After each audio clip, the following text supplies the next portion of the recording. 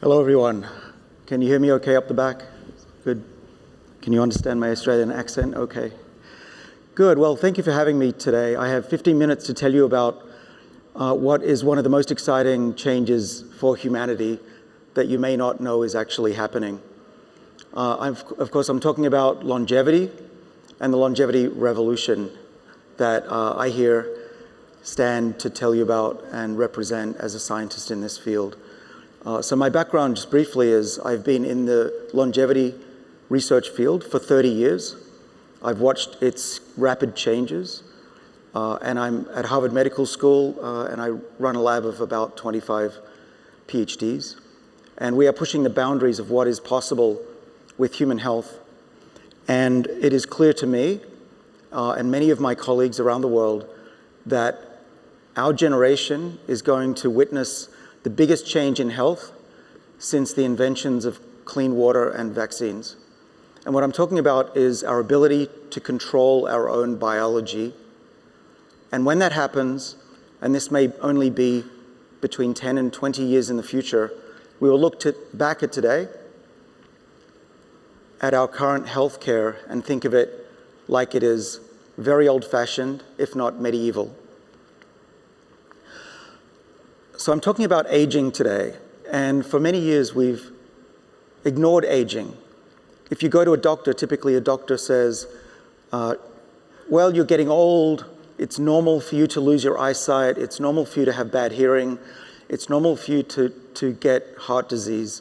This is aging, it's normal.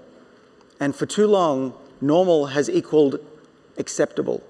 And I'm here to say that we no longer have to think of something that's normal being acceptable. Everything else about our life, the air in this room, the lights, the clothes we wear, the cars we drive, this is not natural. This is not normal for humans.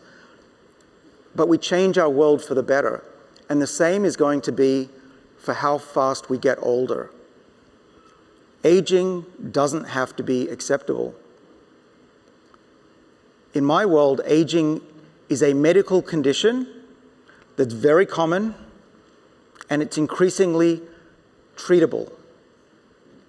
So what I show in this graph is how rapidly the rise is of diseases as we get older.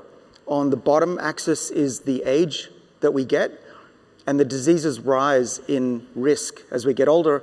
And what I want you to see is it's not a straight line, it's exponential, and they all go up. So by the time we're 80, almost more than 50% of us have 5 or more diseases. And the older you get, the worse it gets. And the goal of my research and people like me around the world is to push the curve in this direction so that diseases come later. And the only way to do that is to tackle aging itself.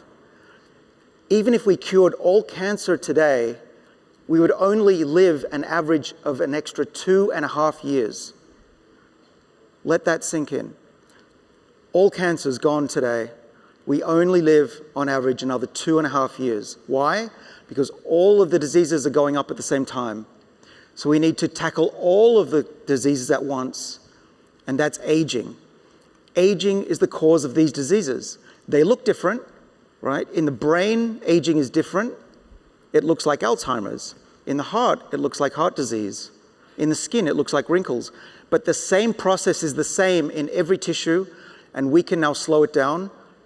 And what I'm going to tell you today is that next month, we're going into human clinical trials to test for the first time in history whether we can reverse the aging process and cure diseases. So it's a very important moment. So this is a world forum. We want to talk about economics, I think. And we calculated, my colleagues and I in London, that the economic value to slowing aging is tremendous. It can dramatically improve the GDP of a country, even if you slow aging by 1 year. You just make your population live a healthy 1 extra year. And for the United States, for example, that's an extra $38 trillion. Why? Because people are not sick and they are more productive. If you extend out life